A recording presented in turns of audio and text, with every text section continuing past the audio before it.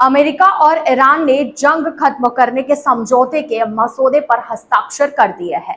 अमेरिकी राष्ट्रपति Donald Trump और ईरानी राष्ट्रपति मसूद पजशकियान ने बुधवार देर रात डिजिटल हस्ताक्षर किए, जिसके साथ ही यह समझौता लागू हो चुका है। इस डील से जुड़े एक अमेरिकी अधिकारी ने बुधवार को रिपोर्टरों के साथ हुई एक कॉन्फ्रेंस कॉल में 14 पॉइंट्स वाली डील की पूरी जानकारी दी। 800 शब्दों वाले 1.5 पन्ने के इस दस्तावेज में हॉर्मुज को सिर्फ 60 दिनों के लिए मुफ्त खोले जाने की बात कही गई है। ईरान ने वादा किया है कि वह हॉर्मुज स्ट्रेट फिर से खोल देगा। यह व्यवस्था 60 दिनों तक लागू रहेगी। इस दौरान जहाजों से एक्स्ट्रा टैक्स नहीं लिया जाएगा। रिपोर्ट के मुताबिक इस समझौते की सबसे अहम लाइन है सिर्फ 60 दिनों तक बिना किसी फीस के। इसका मतलब है कि 60 दिन पूरे होने के बाद ईरान जहाजों पर शुल्क या फीस लगा सकता है। युद्ध से पहले ईरान आमतौर पर अंतर्राष्ट्रीय जहाजों से इस तरह का पैसा लेता था। अब टैक्स लगाने से वैश्विक समुद्री व्यापार की लागत बढ़ सकती है। समझौते में ईरान ने एक बार फिर भरोसा दिया है कि वह कभी परमाणु हथियार नहीं बनाएगा और न ही उन्हें हासिल करने की कोशिश करेगा।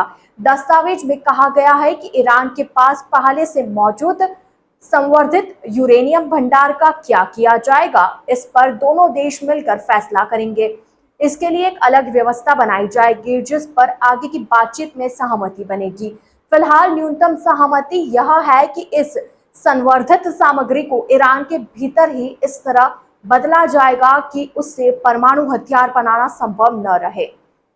यह पूरी प्रक्रिया अंतर्राष्ट्रीय परमाणु ऊर्जा एजेंसी की निगरानी में होगी। अमेरिका ने अपने क्षेत्रीय सहयोगियों के साथ मिलकर ईरान के पुनर्निर्माण और विकास के लिए कम से कम 300 अरब डॉलर यानी 28 लाख करोड़ रुपए की योजना तैयार करने का वादा किया है।